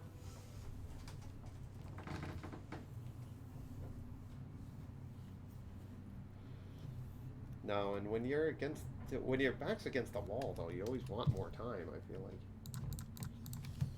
like. Crazy graphics card, definitely great processing power, lots of RAM. Yeah, I've never. I want to like when we were at Oh, yeah, I didn't get to use MagFest. I didn't get to use it. I always wanted the guys to. behind us had a cool game. Yeah, it looked really cool. Okay, so I got this the same. So it's 4 down, 2 up.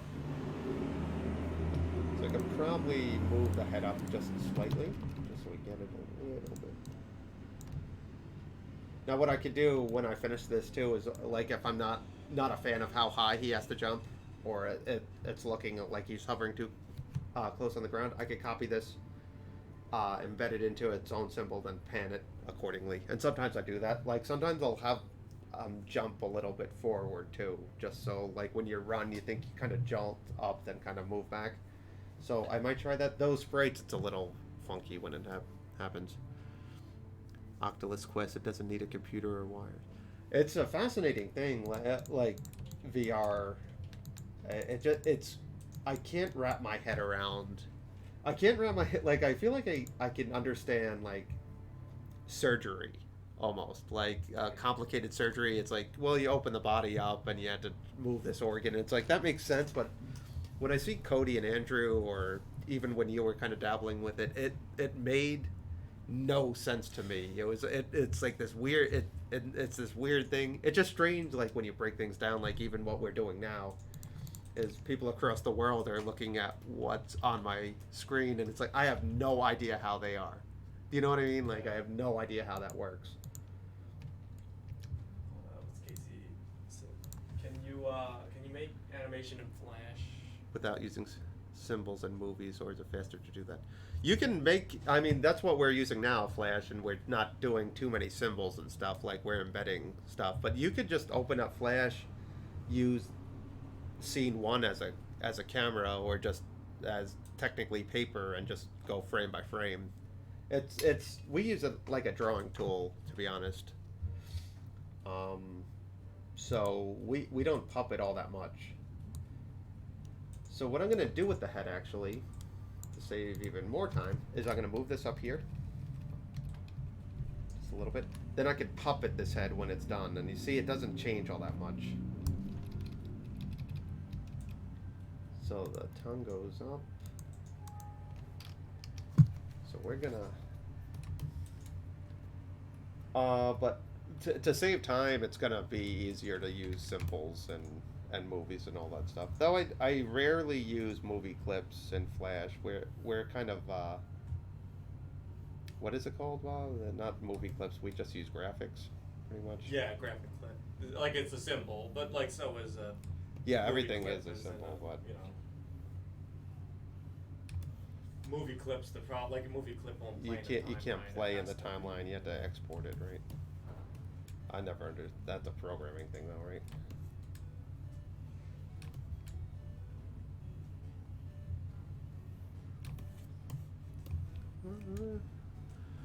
You guys should check out Quill. It's a program that allows you to do.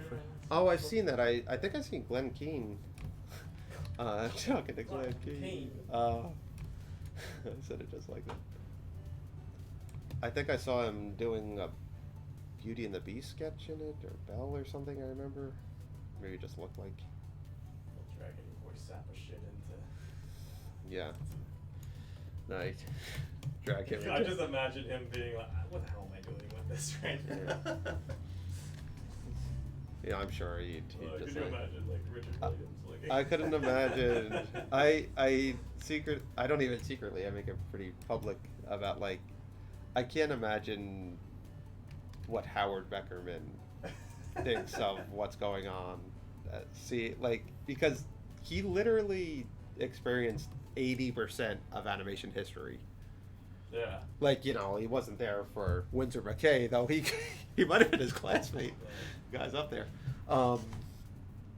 So, like, just seeing stuff, like, from going from a Fleischer Studio background to, like, YouTube animation, and being upwards of 85 to 90 must be crazy.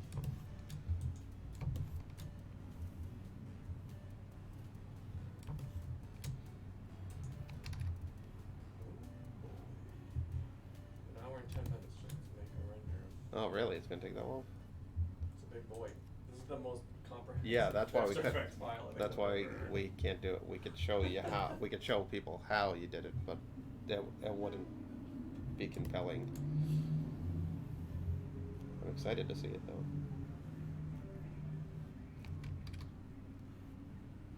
I'll really just throw in the other fish. Oh, I have to finish that fish. That fish is not close to finished. I didn't even think about when I was making it. Like, it's just like, oh, when we get 10 seconds, it's like, oh, I have to draw these each 240 times. Playing the lines between two of the other. But it's so cool when it comes together. Fuck movie clips. Yeah, no, I hear ya. New challenger. I mean, no, I don't know if there's any point to them anymore because I did you something. can't. Well, there's no flash-based. Well, there was something with Lizzie. She was showing. She asked how to get a blur effect in Yes, Adobe it has to Animate, be, and it has to be a movie clip. But I was playing around with it, but like it sort of defeats the purpose when you have to hit render and then not know where it is. Yeah. Let's just do it in After Effects. And no, that's the thing. The blurs look, completely passable. Well, it was all for web design stuff, and Yeah. you can't use that anymore. So. No, so it's a little. So It's they're a little almost- strange. It's completely obsolete. Well, the beauty of Flash is that it plays back instantaneously. At least MX does. Adobe has some layer catching up to do. All those movie clips and buttons and all that stuff brings you back. But when it first came out, I remember it was just like I thought that this was the pinnacle of technology when I first saw Flash. I was like, oh no, we've hit the ceiling. I felt the same way when like PlayStation 1 came out though with graphics. I was like, this looks amazing. I was like, there's no better. You can't do it. You can't improve on this. Now look at a PlayStation. It's like jarringly bad. No, we were playing. My brother-in-law got it. The classic first birthday present. Yeah, that didn't do well, right? That couldn't have done well, well. it's not a. No, it's not like a There's retro thing. Nothing on there that's. I mean. What was Metal the Gear Solid? It's like, but Crash you're Bandicoot? gonna. It's not just sit around and play quick. It's like, I have to invest 18 No, hours that's just- into that was Metal Gear just a good Solid, game, and the it's spike and graphics. the controls just don't hold up to how they when you go back and play them, you're just like, these controls are horrendous. I feel like every generation says that though. No, like Mario, it worked. Like there's no thought process to the Mm. controls of Mario. No, but I remember like when Super Nintendo came out and there was 4 buttons, everyone was like, what the hell is that? This is But the controls still malarkey. worked. Like they still work. Oh no, they work great, but everyone was like, what are you doubling this? Are you crazy? Metal Gear 1 compared to Metal Gear 4, you're just like, oh, well they redid the controls. Yeah, Not even the graphics, just the controls. Just system for a is reason. So much better.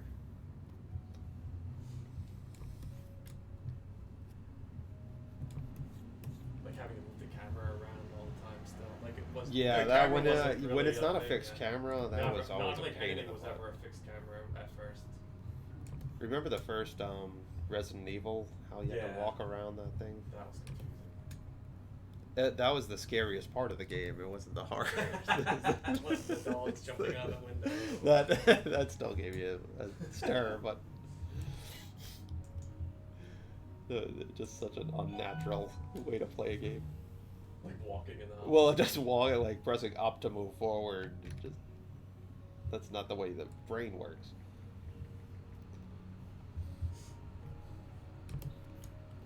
Alright, so I got the head. So now I'm going to make this a symbol, actually.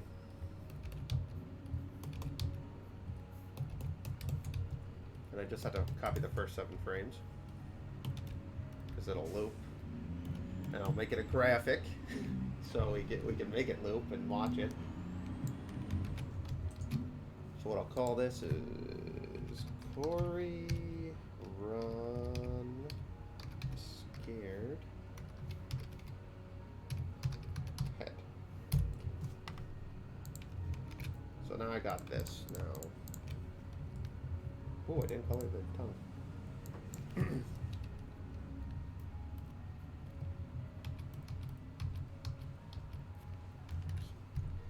So I got that.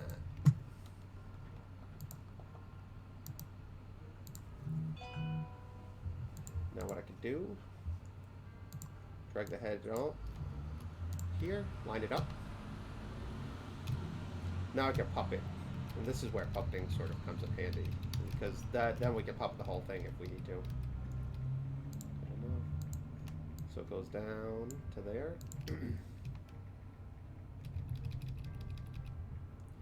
Then it's going to cycle back at 7. Synchronize the symbol. So it's going to go ease in, ease out. So it's going to shoot back up.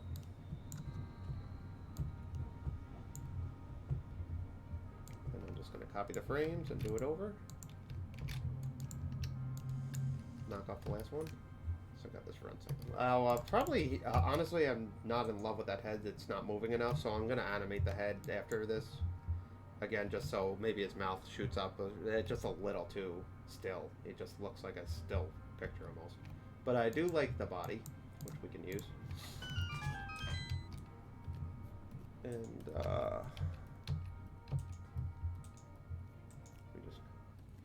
yeah, I'm not a fan of that at all, actually. It's not moving. So what I'll do is probably close the jaw a little bit, or have the tongue waggle a little more, or do something with the same exact timing. I just want the head to look like he's really screaming. I can maybe even do a stagger, like he's like, ah, like it just really shake the mouth a lot. Alright, so I got this run cycle. I might even let me just move the body forward a little bit. Like he's really running.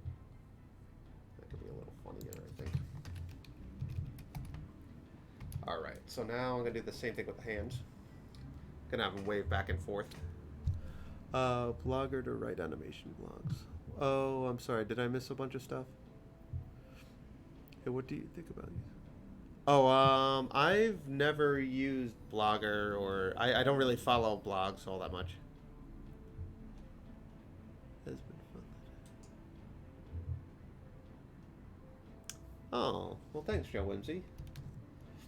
Yeah, we would, you know, we do this for a few reasons, too. I always say we do this to, I like, you know, I like showing our process, but we also do it to have, a reason to animate blood every week, even when it gets too busy. We have to carve out time, else we'll never get anything done. So let's see, what can I do? So maybe the hand could go back and forth.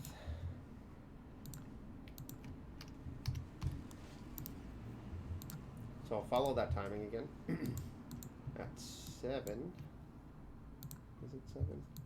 Yep.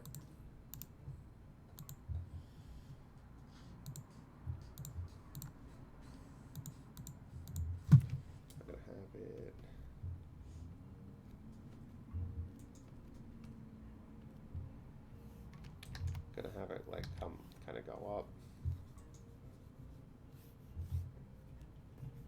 and then we could do that stretch or that bend that we're doing with the talking animation.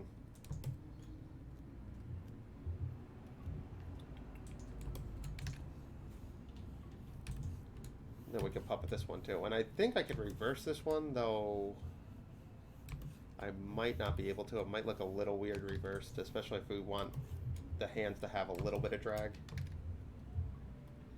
And then that one goes to 13.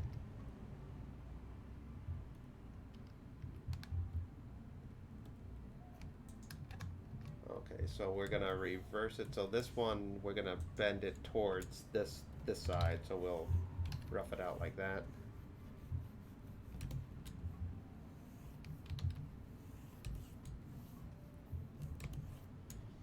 And vice versa on the other side.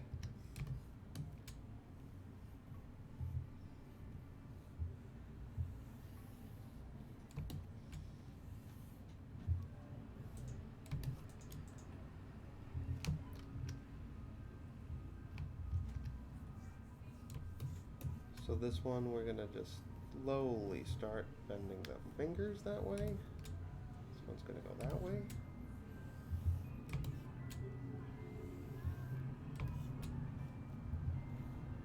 Like that. Ooh. Cool song. Someone's getting festive. It's Friday. It is Friday. People treat this town like every day's Friday to me. Every day is just all Every day's Friday when you treat the streets that and way. it's a lot like the movie Friday.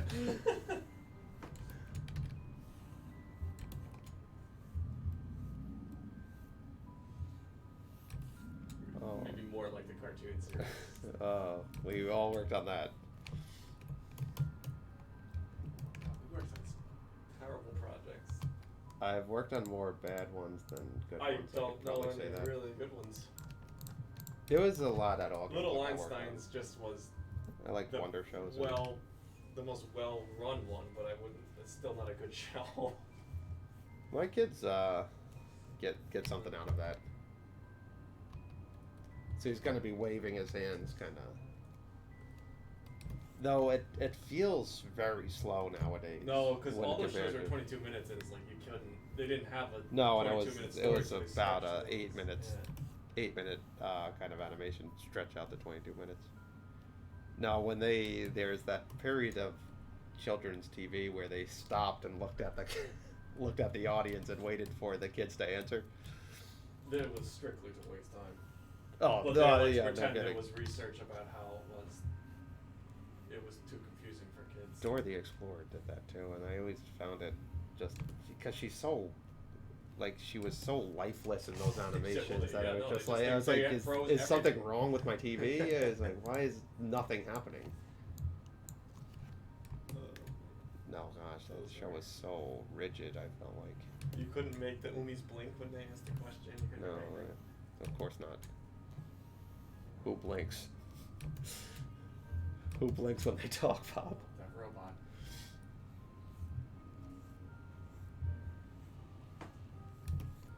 You know, we've never really did a good job of giving kids credit for what they could understand. But now we're giving them all. Now we we're give giving way them too all- much. We're just giving them the everything. Go to it. The power.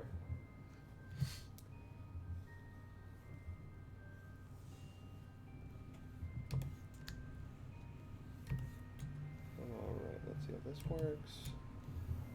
Color this, I could duplicate it and see if it works.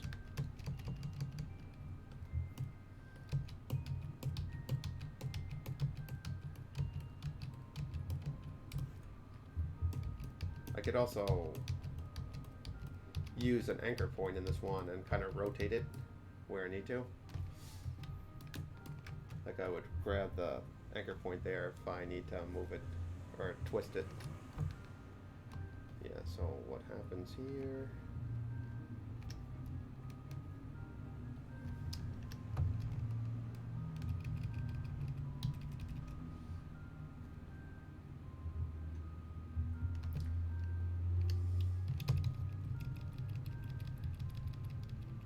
See if this even works. Follow the exact same thing.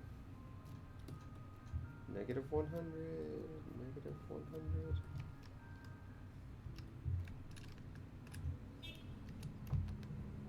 Yeah, Yeah, I'm not in love with that either, by the way. Well, I have some work to do while we sign off here. Yeah, I might just have the hands just go. Maybe I'll do it a little quicker. Hold on, let me see something. Like a back and forth. So it needs to go to 7.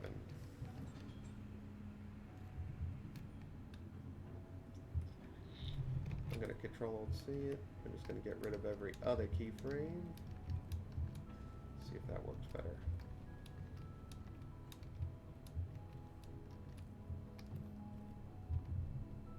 It's a little better. At least it flops in the wind a little bit. But it's still not my best work, I'm going to be honest. I'm not a giant fan of that. I do have some work to do on this. We could use the torso, everyone. The legs work. That's the good thing about separating. Yeah, that's not great.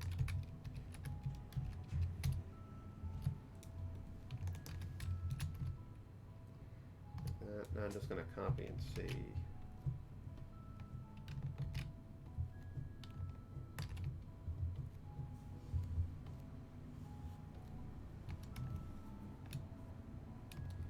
Look at this. This isn't going to work either. Yeah. Nope. We tried, everyone. We really did. No, we're gonna have to do almost from scratch. Cool. All right. Well, we're running a little over time, so we're gonna. If those of you who haven't signed up to bloodgame.com, be sure to do that soon. We're gonna send everyone some art very soon. So it's you want to just type in bloodgame.com. Yeah. So sign up there. We got an email list where you're gonna get some cool art, a little insight about the Edge magazine cover we did. Next Thursday, join Bob on the other side of the room for his live stream. There we go. About what we did for the After Effects project. We're going to be showing the movie clip before that, though. But he's going to show you how because it's a very comprehensive underwater kind of cartoon he's working on. What else do we have here? I'll definitely join. Next Friday, it'll be more Corey stuff. We're going to continue on that. Maybe you'll see the right one run cycle. Yeah. And then every other angle. And every other angle we have to work on. So, yeah, I think that about covers it. Waters, say no. Yeah, no, I wish he's rendering it now. It's another hour, but it's really incredible what Bob's doing to that little girl who was underwater playing with the fish. It looks crazy. So that'll be next Thursday, and segment we call After Effects with Bob Fox, Quick and Dirty, or something like that. Make it out, change it every week. We'll change it every week. So until then, I hope you guys have a great weekend, and keep on the lookout for more Blood and Exit 73 stuff. We'll see all you guys next week. Take care, everyone.